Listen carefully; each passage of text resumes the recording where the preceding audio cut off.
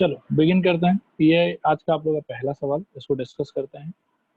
देखो सवाल क्या कह रहा है कि find the equation of the circle which passes through the centre of the circle this. मतलब एक सर्कल है जिसके सेंटर से ये अपना नया वाला सर्कल पास करेगा and is concentric with the circle this. ठीक है, कॉन्सेंट्रिक होने का मतलब होता है कि ये वाले सर्कल का और हमारे रिक्वायर्ड सर्कल का जो सेंटर है वो सेम हो। ये होता है कॉन्सेंट्रिक का मीनिंग। ठीक है, अब ध्यान से देखो यहाँ पर कि कैसे सोल्यूशन होगा, क्या होगा सोल्यूशन। सबसे पहले बेटा मैं ना थोड़ा सा इसका डायग्राम जो है वो एक बार थोड़ा सा बनाने का ट्राई करता हूँ। ठीक है, तो सपोज करो कि ये एक सर्कल है यहाँ पर पर्पल कलर का।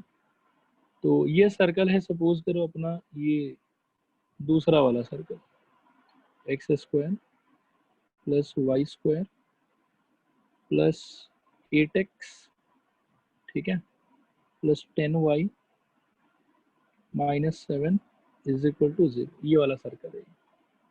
ठीक है, तो थोड़ा और ध्यान से सुनना। अब इसके बाद में क्या है कि कोई एक रेड सर्कल है, रेड सर्कल यहाँ कहीं पर होगा। रेड सर्कल सपोज करो कि ये दूसरा वाला सर्कल है, 2x square plus 2y square minus 8x minus 12y minus 9 is equal to 0। ये वाला सर्कल। ठीक है, इस रेड वाले सर्कल का एक सेंटर होगा। अब जो हमारा रिक्वायर्ड सर्कल है उसको मैं ब्लैक कलर से बनाने जा रहा हूँ, और ये पर्पल वाले का भी अपना एक सेंटर होगा। ठीक है, अब जो हमारा सर्कल है वो कैसा होगा, इसको थोड़ा सा आप लोग समझने का ट्राई करना। ठीक है, हमारा सर्कल इस पर्पल वाले सर्कल के सेंटर से पास करेगा। ठीक है, ऐसा कुछ, और उसका जो सेंटर होगा वो ये रेड वाला सर्कल का जो सेंटर होगा वो सेम होगा। ये ब्लैक कलर वाला सर्कल हम लोग का सर्कल। बोलो आया समझ पूरा का पूरा या नहीं आया समझ? आ गया सर जो सर। दूसरा वाला सर्कल है वो बड़ा भी तो हो सकता है। कैसा भी हो सकता है, मैंने एक रफ मतलब क्या है कि आइडिया लेने के लिए ये फिगर बनाया।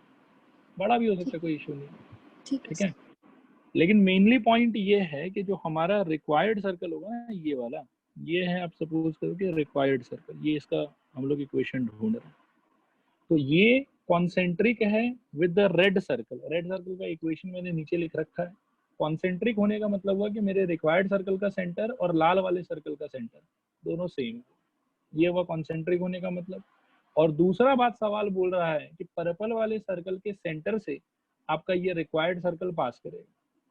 ठीक है, तो मतलब पर्पल वाले सर्कल का जो सेंटर है वो मेरे रिक्वायर्ड सर्कल के बाउंड्री पे कोई ना कोई पॉइंट हो। बोलो आया समझ नहीं आया समझ? आ गया सर। ओके, अब बेटा क्या स्ट्रेटेजी होना चाहिए सोचो। अब क्या स्ट्रेटेजी होना चाहिए बच्चों, बताओ। हर्षित कोई आइडिया? कापेश, प्राची, आदित्य, अनुरागी? चलो ठीक है, एक स्ट्रेटेजी मैं बताता हूँ, आप लोग बताओ कि ऐसे कर सकते हैं, इक्वेशन से दोनों का सेंटर निकाल सकते हैं। परफेक्ट, फिर उसके बाद तो फिर सेंटर से सर फिर डिस्टेंस फार्मूला लगा के हम लोग उसका रेडियस निकाल सकते हैं। एकदम करेक्ट बेटा, बहुत बढ़िया, यही मैं सुनना चाह रहा था आप लोगों से। देखो और सर रेड वाले फिर फर्स्ट वाला फार्मूला लगा सकते हैं। यस, देखो स्टूडेंट्स, रेड वाले सर्कल का अपने को इक्वेशन मालूम है, तो क्या ये रेड वाले सर्कल का सेंटर ढूंढ सकते हैं हम लोग? बोलो हाँ या ना। हाँ सर। पर्पल वाले सर। का इक्वेशन मालूम है बेटा, तो क्या पर्पल वाले का सेंटर ढूंढ सकते हैं? बोलो हाँ या ना। हाँ। उसके बाद में जो रेड वाला का सेंटर है वही आपके रिक्वायर्ड सर्कल का सेंटर हो जाएगा। बोलो हाँ या ना। हाँ सर। हाँ सर। हाँ सर। और रेड वाले और पर्पल वाले के बीच का जो डिस्टेंस है वो बाय डिस्टेंस फॉर्मूला हम ढूंढ लेंगे, और यही चीज मेरा रेडियस हो जाएगा। बोलो हाँ या ना। हाँ सर। हाँ सर। तो बस सारा चीज एकदम 100% क्लियर है। ठीक है, अब देखो अपन क्या करने वाले हैं, कैसे स्ट्रेटेजी लगाते हैं। तो देखो फॉर, या फॉर क्या ऐसा डायरेक्टली लिख लेते हैं, given x square plus Y square plus 8x plus 10y minus 7 is equal to 0। ये हो गया पर्पल वाले सर्कल का इक्वेशन। इसको थोड़ा स्टैंडर्ड फॉर्म में लिखते हैं तो x square plus Y square plus 2 into 4 into x plus 2 into 5 into y minus 7 is equal to 0। Standard equation से यदि इसको कंपेयर करेंगे तो जी का वैल्यू कितना हो जाएगा 4, एफ का वैल्यू कितना हो जाएगा 5 और सी का वैल्यू कितना हो जाएगा माइनस 7। देखो आया समझ, नहीं आया समझ? आगे सर। ओके बेटा, अब रिकॉल करो कि अगर जी एफ का वैल्यू इतना है तो इसका सेंटर का कोऑर्डिनेट्स कितना होगा? -g, -f। -4, -5। It's centre is equal to -g, -f। तो this is equal to -4, -5। Okay, अब सेंटर इसका पता लग गया। अब हम दूसरा इक्वेशन ले लेते हैं, वो क्या था? Again 2x square plus 2y square minus 8x minus 12y minus 9 is equal to 0। ठीक है, 2 से डिवाइड कर दो सबको, तो x square plus Y square minus 4x minus 6y minus 9/2 is equal to 0। देखो स्टूडेंट्स, आया समझ, नहीं आया समझ? आ गया सर। ओके, यहाँ से थोड़ा सा simplify, X square plus Y square minus minus नहीं plus 2 times of minus 2x और plus 2 times of minus 3y minus 9/2 is equal to 0। Okay, तो यहाँ से हम कह सकते हैं कि देयरफॉर इस सिचुएशन में g will be equal to -2, f will be equal to -3 and c will be equal to -9/2। ठीक है, c का तो वैसे कोई दरकार नहीं है, तो यहाँ से हम कह सकते हैं कि therefore it's centre is equal to कितना? -g, -f which is equal to कितना हो जाएगा?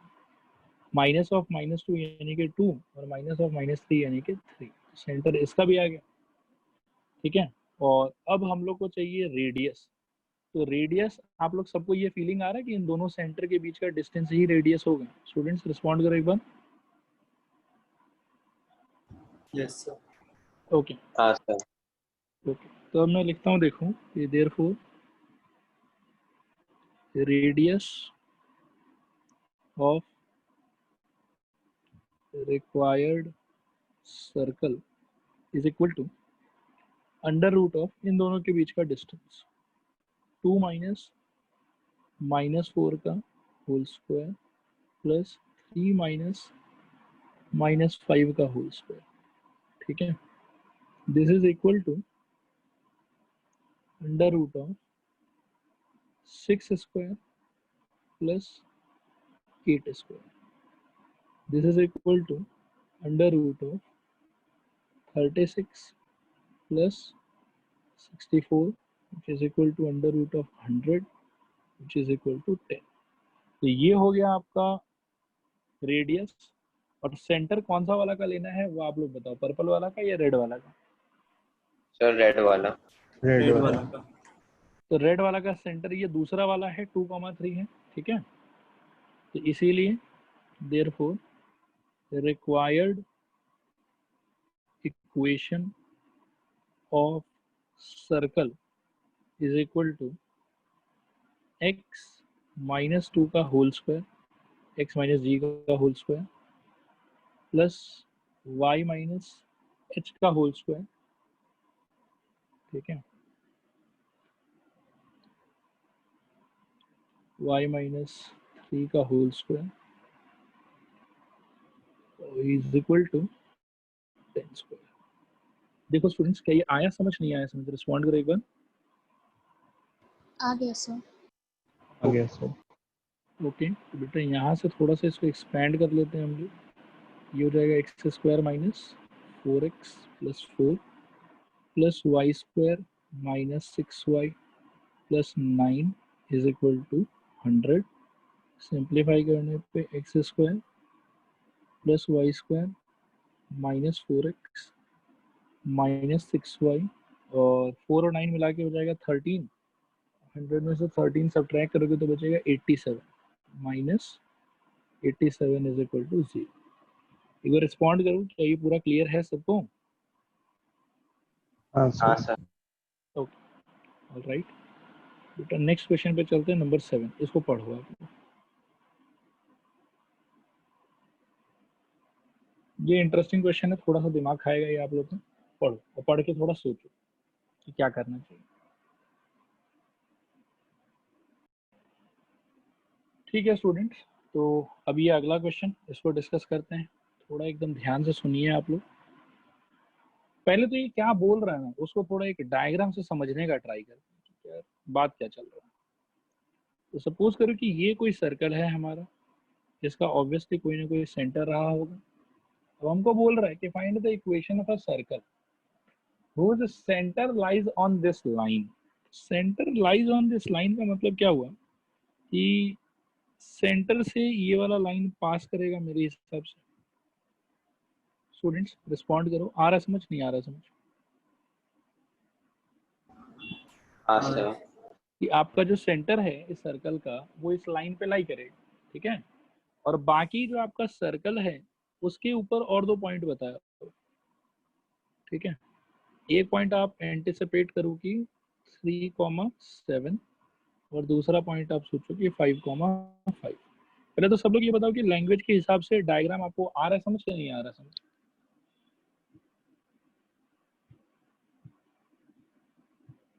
स्टूडेंट्स डायग्राम क्लियर है सबको? रिस्पॉन्ड करो एक बार, हाँ या ना। हाँ सर। बाकी लोग भी बेटा थोड़ा एनर्जी दिखाओ, बताओ आया समझ नहीं आया समझ? प्राची, सिद्धार्थ, सुरभि, नितिन, कापेश। हाँ सर। हाँ सर। ओके ठीक है बेटा, अब आगे बढ़ते हैं। तो अब ध्यान से सुनना, करेंगे क्या, ठीक है। मैं ये सोच रहा हूँ कि यार ये जो सेंटर है ना, इसको थोड़ी देर के लिए एक बार h, k ले लेते हैं। सेंटर नहीं पता, h, k ले लेते हैं और इस पॉइंट को a बोल देते हैं, इसको b बोल देते हैं, और सिंस ये सेंटर है तो इसको c बोल देते हैं, ठीक है।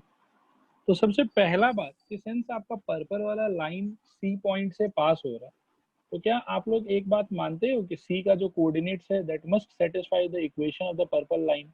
बोलो हाँ या ना। हाँ सर। हाँ सर। ओके, तो सबसे पहले मैं बोलूंगा कि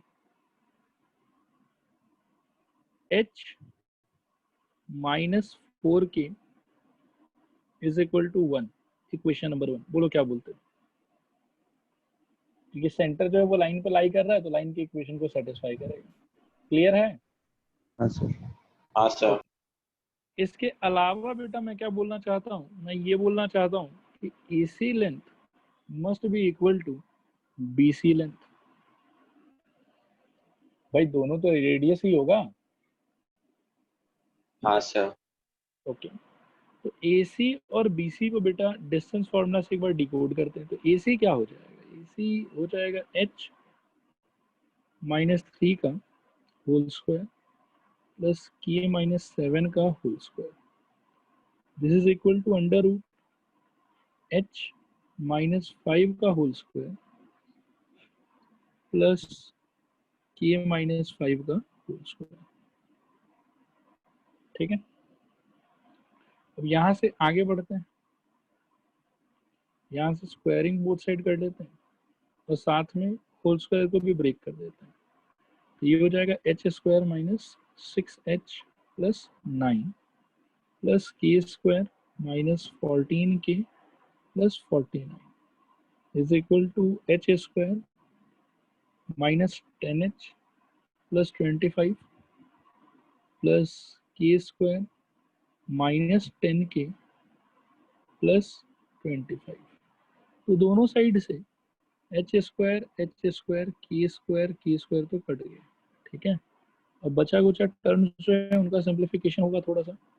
तो देखो क्या हो जाएगा, माइनस 6h माइनस 14k और plus 58 is equal to -10h -10k और plus 5050।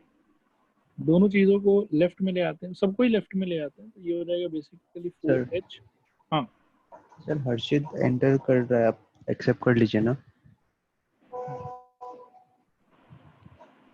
4h plus 4h minus 4k और plus 8 equal to 0। Students respond करो, ये इक्वेशन आया समझ कि नहीं आया समझ?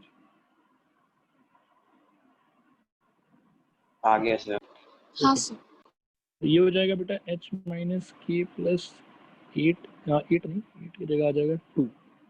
4 से मैंने डिवाइड कर दिया सबको, इज इक्वल टू 0। तो ये हो जाएगा इक्वेशन नंबर 2। ये था 1, ये है 2। तो इसमें ऐसा करते हैं, देखो कि 1 और 2 में h का कोफिशिएंट तो सेम ही है, तो 1 माइनस 2 कर लेते हैं, देखते हैं कि क्या होता है। देखना ध्यान से।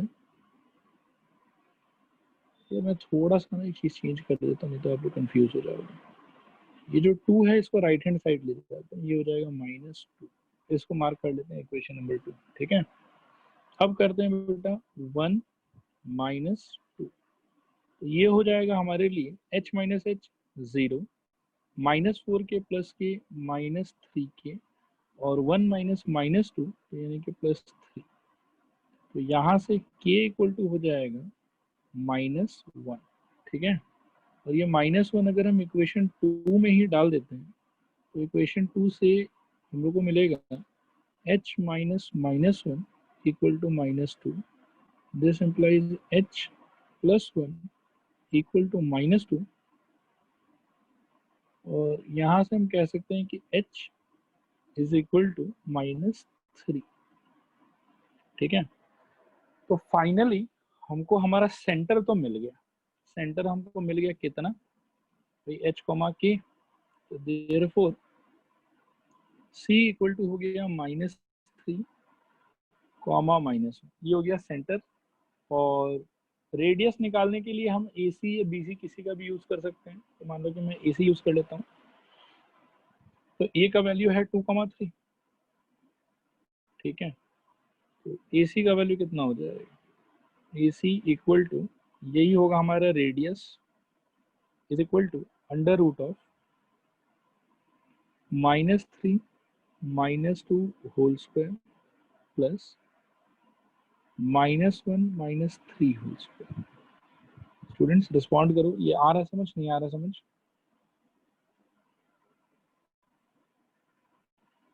आ रहा है सर।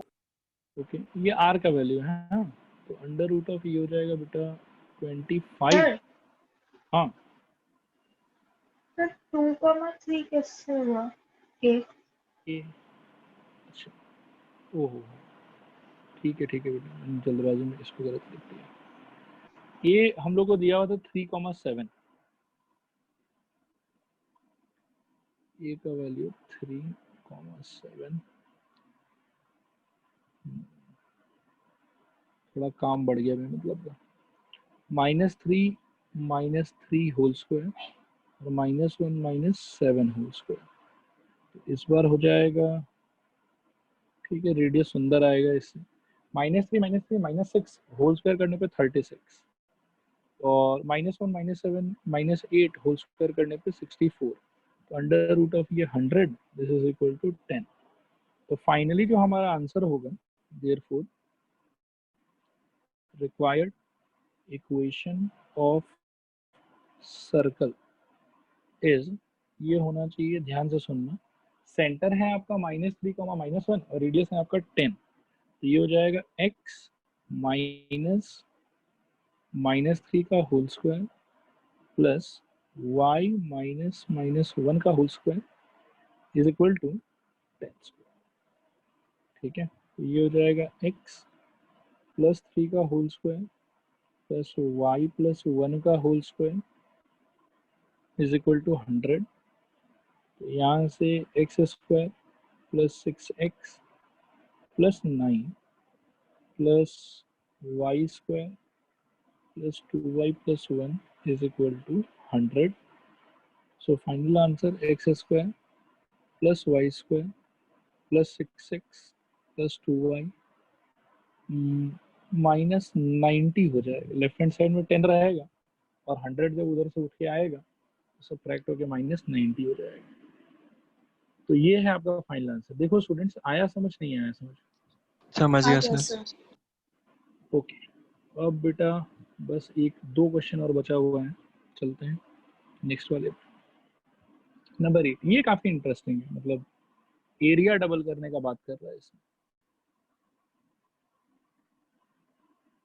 पढ़ो सब लोग और पढ़ के बताओ दिमाग में कोई आइडिया आ रहा है।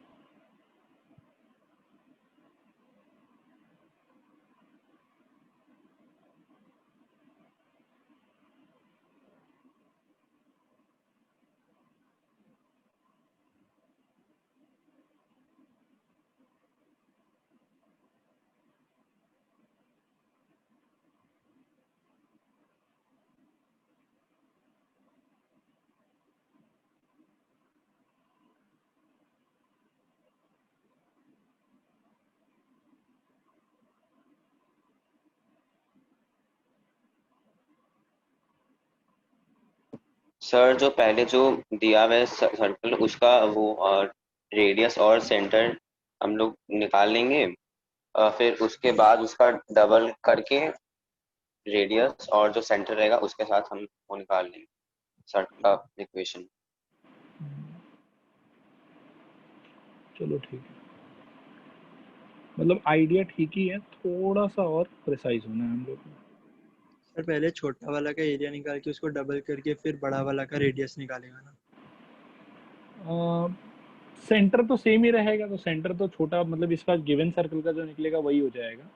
रेडियस का अपन क्या करेंगे, देखो कि जो सर्कल गिवन है इसका रेडियस निकाल लेंगे, ठीक है, और जो रिक्वायर्ड सर्कल है उसके रेडियस को एक बार के लिए r मान लेंगे, ठीक है, और फिर pi R square equal to 2 times of given circle का जो भी एरिया आएगा, और वहां से सॉल्व करके r निकलेगा।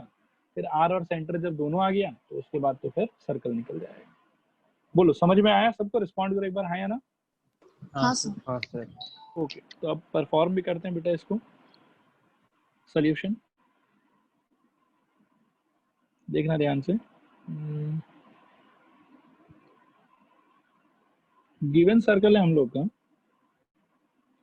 2x square plus 2y square minus 6x plus 8y plus 1 equal to 0। 2 से डिवाइड कर लो तो x square plus y square minus 3x plus 4y plus half is equal to 0। देखो ये कैलकुलेशन ठीक है स्टूडेंट्स? रिस्पॉन्ड करो। हाँ सर।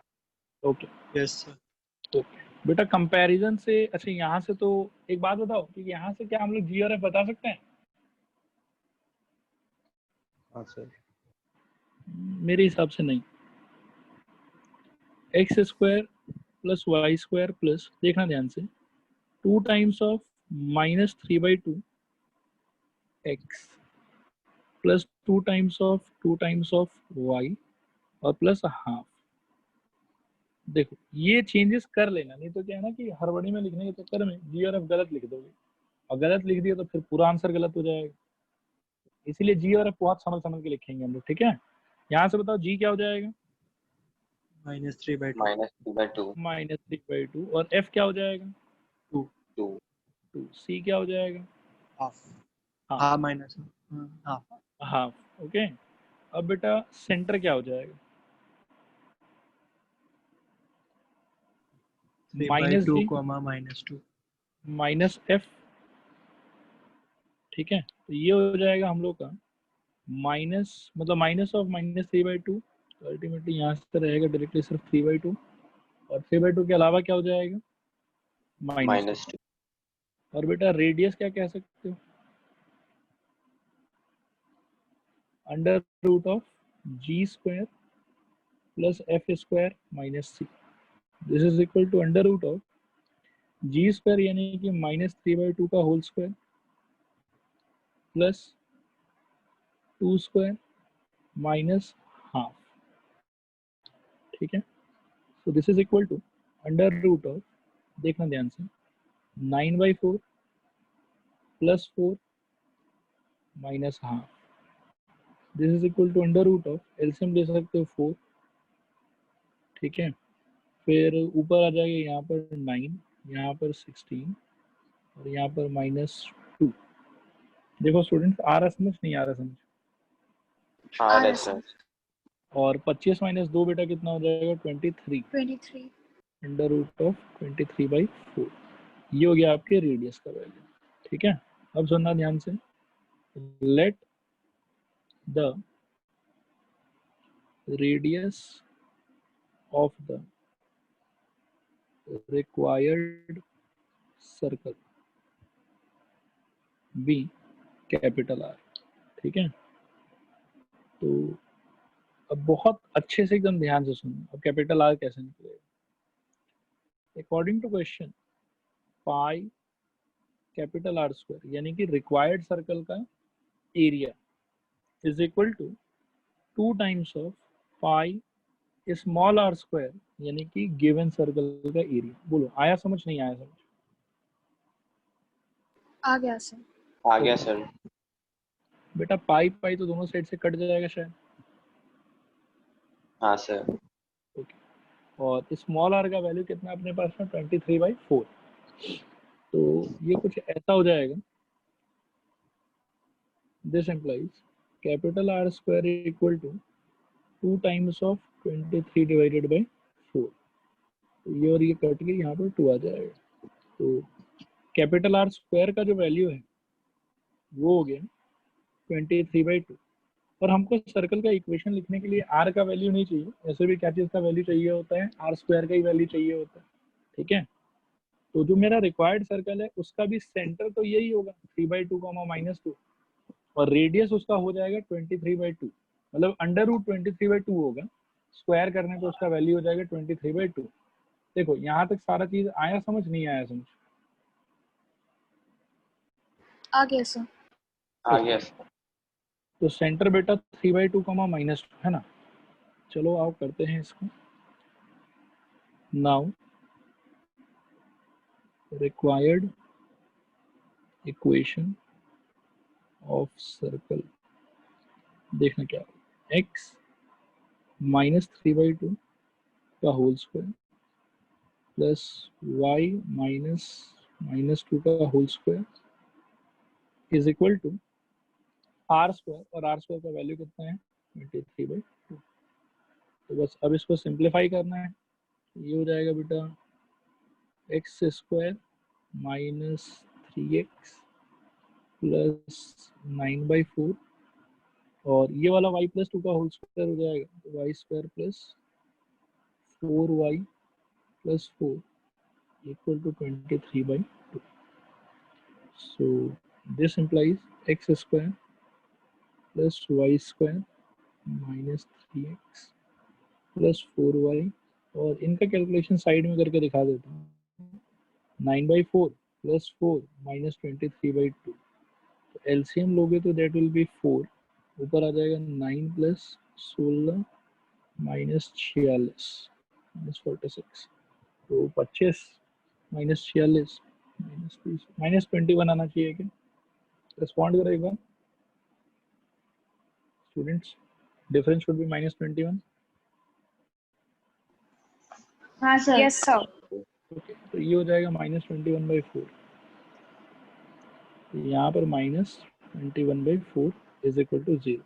अब चाहो तो आंसर यहाँ छोड़ सकते हो, या फिर कुछ किताबों में आपको आंसर ऐसा भी मिल सकता है कि 4 से नहीं लोग मल्टीप्लाई कर देगा कि 4x² plus 4y² minus 12x plus 16y minus 21 is equal to 0। ऐसा रिस्पॉन्ड करो, आया समझ, नहीं आया समझ? आ गया सर। ओके, तो ये हो गया बेटा अपना second last question. Last question ये वाला पढ़ो।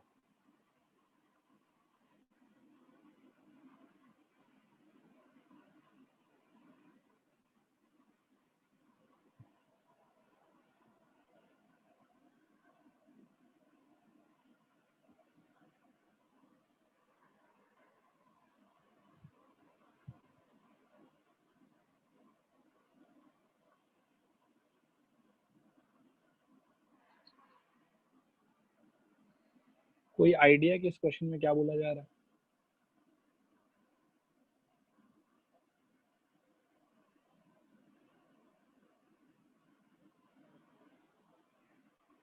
हाँ सर। बताओ बेटा। सर मतलब हम लोग को उस सर्कल का इक्वेशन दिया हुआ है जो ओरिजिन से पास हो रहा है और जिसका x axis and y axis से डिस्टेंस दिया हुआ है, इंटरसेप्ट्स। मैं इसके लैंग्वेज को सपोर्ट करने के लिए एक डायग्राम बना रहा हूँ, अगर आप लोग उसको देखो तो देख के मेरे को समझाओ कि आ रहा है समझ के नहीं आ रहा है, मतलब मेरे को बताओ।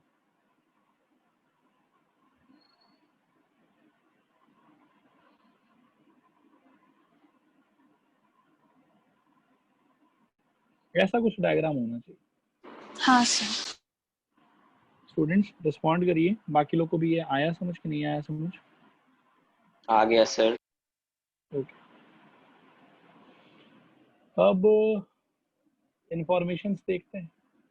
Find the equation the circle which passes through origin cuts of इतना इतना, तो मतलब भाई ये पॉइंट तो हो गया 0,0, ठीक है। ये पॉइंट होगा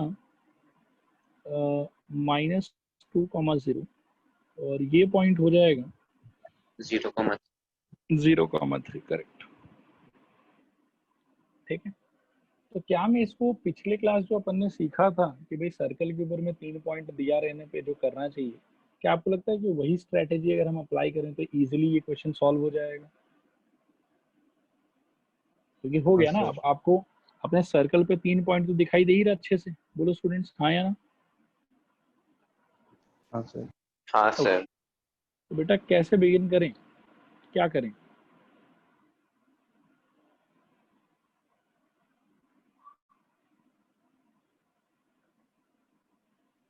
सर्कल के इक्वेशन को कैसा इमेजिन करना चाहिए बताओ?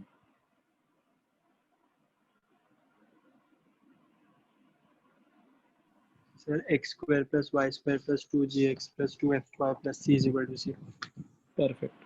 तो लेट द सर्कल बी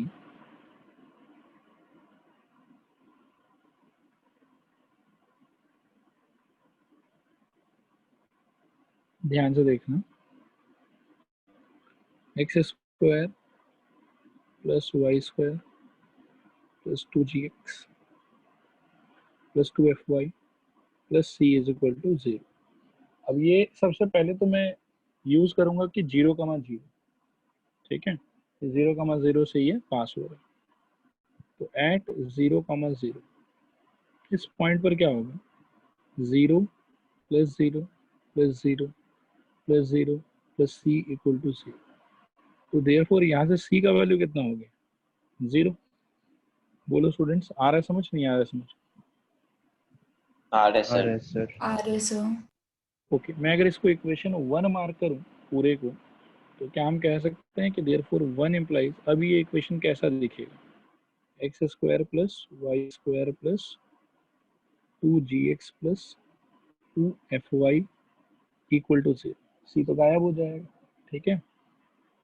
उसके बाद में ये पास हो रहा है 0,3 से, हम बोलेंगे कि एट, और इसको मैं मार्क कर लेता हूँ equation number 2, at 0,3 equation 2 implies, देखना ध्यान से, x का वैल्यू तो 0 है, y का वैल्यू है 3, तो ये 9, x का वैल्यू 0 और 2 इंटू एफ इंटू 3 = 0।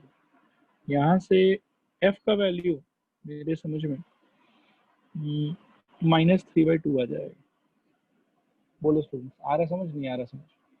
-9/6 होगा, फिर 3 से काटोगे तो -3/2 हो जाएगा। स्टूडेंट्स क्लियर है नहीं क्लियर है, रिस्पॉन्ड करो।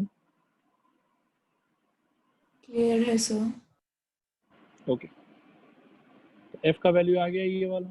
तो सिमिलरली -2,0 को जब आप अप्लाई करोगे इक्वेशन नंबर 2 पे, तो देखो क्या होगा, एट -2,0, ठीक है, equation 2 implies 4 + 0 + 4g + 0 equal to 0, ठीक है। यहाँ से g इक्वल टू आ जाएगा -1। स्टूडेंट्स रिस्पॉन्ड करो, आया समझ, नहीं आया समझ?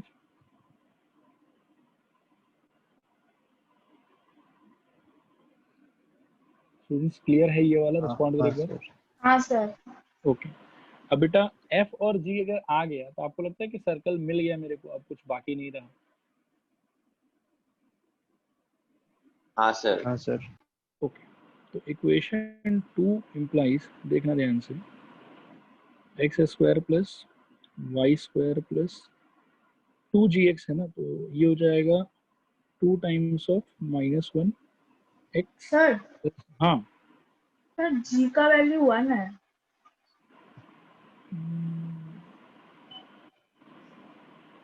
अच्छा, ये -4g होगा, ठीक बोल रहे हो। हाँ सर। मतलब -2 बिठाएंगे तो इस बार तो माइनस हटेगा नहीं, रह जाएगा, ठीक है ठीक है ठीक है। जी का वैल्यू +1, तो ये वाले में थोड़ा सा बदलाव, 1 × x, ठीक है। और f का वैल्यू शायद करेक्ट है, -3/2 times of y is equal to 0। बस अब एक लाइन और थोड़ा सिंप्लीफाई करके लिख देते हैं इसको, x square plus Y square plus 2x minus 3y is equal to 0। ये है अपना फाइनल आंसर। रिस्पॉन्ड करो, आया समझ, नहीं आया समझ? आ गया सर। ओके, तो इसके साथ बेटा ऑलमोस्ट ये चैप्टर खत्म, थोड़ा सा और बाकी है, वो एक पार्ट करा देता हूँ आप लोग। अच्छा, एक छोटा सा और हेडिंग है, वो पहले हम लोग पढ़ लेते हैं। हेडिंग का नाम है position of a point with respect to circle.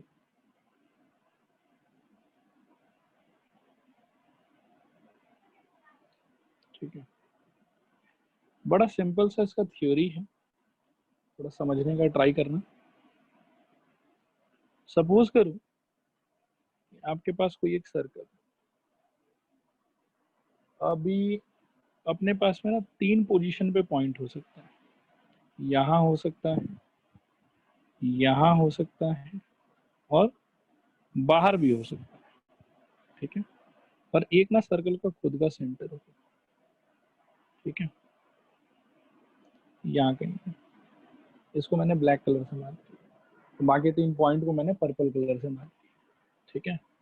Suppose करो कि सेंटर आपका ये सी है, ये मान लो कि पी पॉइंट है, ये क्यू पॉइंट है, और ये आर पॉइंट है, ठीक है। और सपोज करो कि इस सर्कल का जो सेंटर से लेके बाउंड्री तक का डिस्टेंस है, यानी कि ये वाला चीज, इसको अपन क्या कह सकते हैं, स्मॉल आर रेडियस कह सकते हैं, ठीक है। अब मैं आप लोग से एक बहुत सिंपल सवाल पूछने वाला हूँ, जिसको आप डायग्राम से देख के आई थिंक कि बड़े आसानी से आंसर कर सकते हैं, कि सीपी लेंथ के बारे में, सीक्यू लेंथ के बारे में, और सीआर लेंथ के बारे में, ठीक है। आप आर से अगर इसको कंपेयर करते हो तो क्या विचार है आपका कि इनके बीच में क्या रिलेशनशिप होना चाहिए? CP smaller than R, CQ equal to R और CR greater than R. CP smaller than R, फिर बोलो CQ equal to R, equal to R, और CR बताओ greater than R. CR greater than R. और ये CP CQ CR ये सारा का सारा पॉजिटिव क्वांटिटी होगा, बोलो हाँ या ना?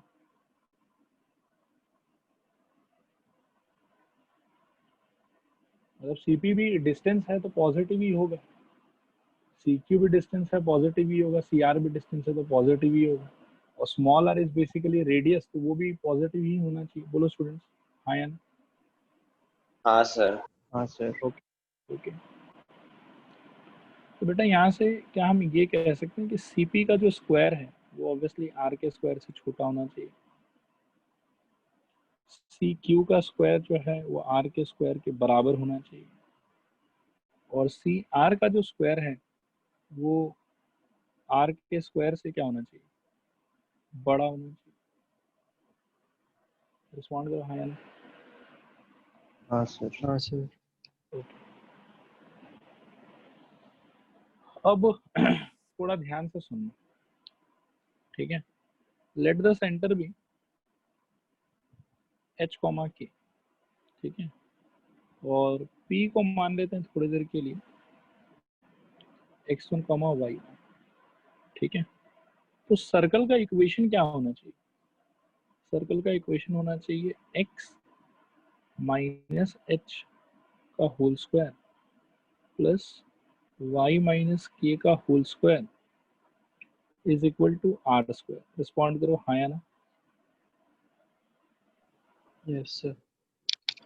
ओके, अब बेटा अगर अपन x और y के जगह x1 और y1 बिठाएं, एकदम ध्यान से सुनना मैं क्या बोल रहा हूँ, ठीक है, कि अगर इस वाली इक्वेशन में मैं x और y के जगह x1 और y1 बिठाऊं, तो क्या आपको लगता है कि जो ये वाला साइड है x1 y1 में बिठा देता है एक बार, x1 माइनस एच का होल स्क्वायर और प्लस y1 माइनस के का होल स्क्वायर, ऐसा हो जाएगा, बोलो हाँ या ना। रिस्पॉन्ड करो एक बार, ये क्लियर है, बिठाने से ऐसा होगा। और राइट हैंड साइड में अभी भी आर स्क्वायर है, मैं हालांकि लेकिन वो तो सर्कल में नहीं है ना। नहीं, मैं कुछ और ही थ्योरी पे जा रहा हूँ, मैं बस एक थ्योरी में बताने वाला हूँ अभी, ठीक है। उससे रिलेटेड मैं थोड़ा सा ये, आप एक्सप्लेनेशन समझो, प्रूफ समझो, जो भी समझो, वो बात कर रहा हूँ। एक बार जो मैं पूछ रहा हूँ उसका जवाब दो बस, तो थ्योरी फिर देखना कि समझ में आ जाएगा। मैं ये पूछ रहा हूँ कि अगर मैं ये x1 और y1 बिठाऊं, तो ये वाला पार्ट देखने में ऐसा होगा, नीचे जो लिखा हुआ है वैसा। हाँ सर। हाँ सर। हाँ और सर। मेरा पूछना है बेटा कि ये जो है, ये आपको लगता है कि ये बेसिकली सीपी स्क्वायर लिखा हुआ है?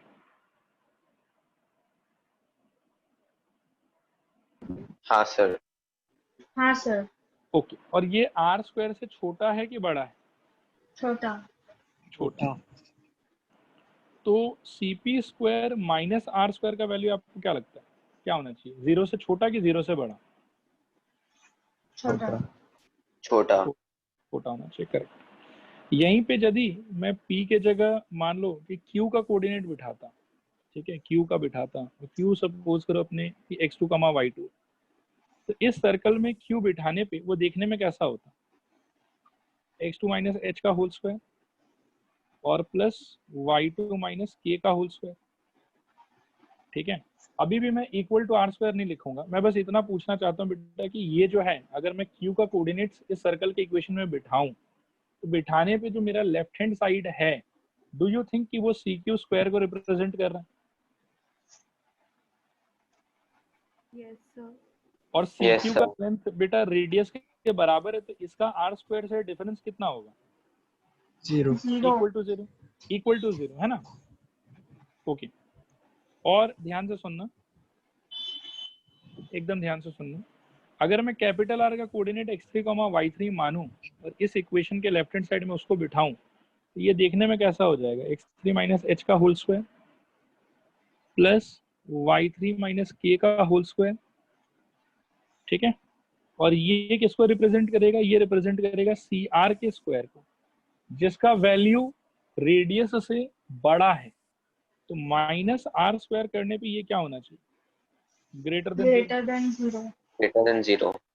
ओके, तो अब मेरा क्या कहना है, मेरा ये कहना है, देखो कि हम क्या करेंगे ना, कि कोई भी सर्कल के इक्वेशन को देखो क्या करेंगे, एकदम ध्यान से सुनना। तो ठीक है, ये तीन केस मैंने आपके साथ डिस्कस कर लिए। अब मेरा कहना है कि कोई भी सर्कल का इक्वेशन है x माइनस एच का whole square plus y minus k का whole square equal to r square, ये सर्कल का इक्वेशन। आप क्या करो कि आर स्क्वायर को लेफ्ट हैंड साइड में ले आओ और जीरो को भूल जाओ।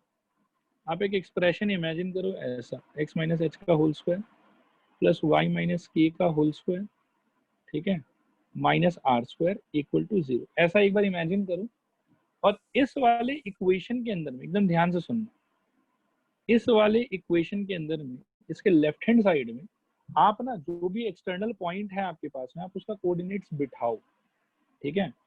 मतलब आपको तो पता नहीं कि पॉइंट कहाँ लोकेटेड होगा, सर्कल के अंदर होगा, सर्कल के ऊपर होगा या सर्कल के बाहर होगा, ये आपको नहीं पता, ठीक है। तो आप क्या करो कि सर्कल के इक्वेशन को सिंप्लीफाई करो, सिंप्लीफाई करके उसको ये वाले फॉर्मेट में लिया, जो अभी मैं येलो कलर से मार्क कर रहा हूँ, ये वाले फॉर्मेट में आप लिया। लाने के बाद में इसके लेफ्ट हैंड साइड में मेरा कहना है कि आप बेटा अपने जो एक्सटर्नल पॉइंट का कोऑर्डिनेट्स है वो बिठा दो, ठीक है। बिठाने के बाद में अगर आपके LHS का वैल्यू लेस देन 0 आता है, एकदम ध्यान से सुनना और सोचना मैं क्या बोल रहा हूँ, कि अगर LHS का वैल्यू पॉइंट बिठाने के बाद लेस देन 0 आता है, इसका मतलब है कि point is inside the circle. अगर इक्वल टू 0 आता है, इसका मतलब है कि point is on the circle, यानी कि सर्कल के बाउंड्री पे, circle is passing through that point. और अगर आपके लेफ्ट हैंड साइड का वैल्यू ग्रेटर देन 0 आता है, इसका मतलब है कि point is outside the circle. बोलो, आया समझ, नहीं आया समझ? आ गया सर। आ गया सर। तो उसी के लिए ये इतना सारा एक्सप्लेनेशन दिया जा रहा था कि कौन से सिचुएशन में क्या होगा क्या नहीं होगा। बाकी इसको करने का तरीका बहुत आसान है कि आप अपने इक्वेशन को ऐसा करो कि सारा चीज को लेफ्ट हैंड साइड में ले आओ, राइट हैंड साइड में 0 क्रिएट कर दो, और ऐसा करने के बाद में सर्कल के इक्वेशन का जो भी लेफ्ट हैंड साइड होगा उसमें आप सिंपली अपने पॉइंट का कोऑर्डिनेट्स को पुट करो। पुट करने के बाद में if you get less than 0 number, मतलब कोई नेगेटिव नंबर मिलता है, तो इसका एक्सप्लेनेशन होगा कि point is inside the circle, ठीक है। इसका मतलब होगा point is on the circle, ठीक है, सर्कल के ऊपर। और लास्ट ग्रेटर देन 0, इसका मतलब होगा कि point is outside the circle, outside the circle. Students respond करो, क्लियर है नहीं क्लियर है? क्लियर है सर। ओके। तो इस वाले थ्योरी पे बेस्ड बेटा एनसीईआरटी में बस एक सवाल है, इसीलिए मतलब ये इतना डिस्कशन किए हम लोग। देखो, दिस इज द क्वेश्चन।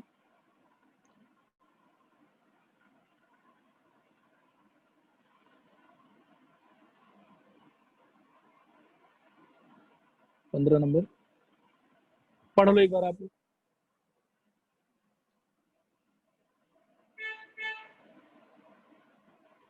हुआ पढ़ना?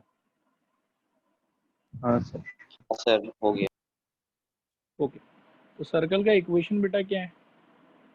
X square plus Y square is equal to 25। ये है, सब चीज को लेफ्ट हैंड साइड में ले आओ, x square plus Y square minus 25 equal to 0, ठीक है। नाउ देखना ध्यान से, आप ये जो पॉइंट है ये इसके लेफ्ट हैंड साइड में पुट करो, तो माइनस 2.5 का होल स्क्वायर, ठीक है, प्लस 3.5 का होल स्क्वायर माइनस 25। और अब इक्वल टू 0 लिख मत देना, मतलब आपको ये एक्सप्रेशन कैलकुलेट करके चेक करना है कि पॉजिटिव आंसर आ रहा है कि नेगेटिव आंसर आ रहा है कि 0 आ रहा है। तो 2.5 का होल स्क्वायर कितना हो जाएगा? 6.25 शायद। हाँ सर। ओके। और बेटा 3.5 का होल स्क्वायर कितना हो जाएगा? 12.25। 12.2 माइनस 25, तो 6, 12, 18 और 18.5, 18.5 माइनस 25, तो ये हो जाएगा 5 और 1.5, 6.5। This is equal to minus 6.5 which is less than 0, ठीक है। तो हम बोल सकते हैं कि therefore minus 2.5 comma 3.5 is lying inside the circle, inside the circle। बोलो, आया समझ नहीं आया समझ? समझिए सर। समझ गया सर। ओके। तो इसमें बेटा मतलब इक्वेशन क्या है, बड़ा इक्वेशन हो छोटा इक्वेशन हो, इन सब बातों से कोई फर्क नहीं पड़ता, ठीक है। यहाँ तो खैर क्या था कि काफी छोटा इक्वेशन दिया हुआ था हम लोग को। अगर वो एक्सपेंडेड वाला बड़ा वाला फॉर्म भी होता ना, x square plus Y square plus 2gx plus 2fy वाला, तो भी अपन यही काम करते और आंसर इसी से आता। क्या ये क्लियर है? रिस्पॉन्ड करो हाँ या ना। हाँ सर। ओके। तो इसके साथ में बेटा सर्कल्स आप लोग का खत्म पूरा का पूरा, ठीक है।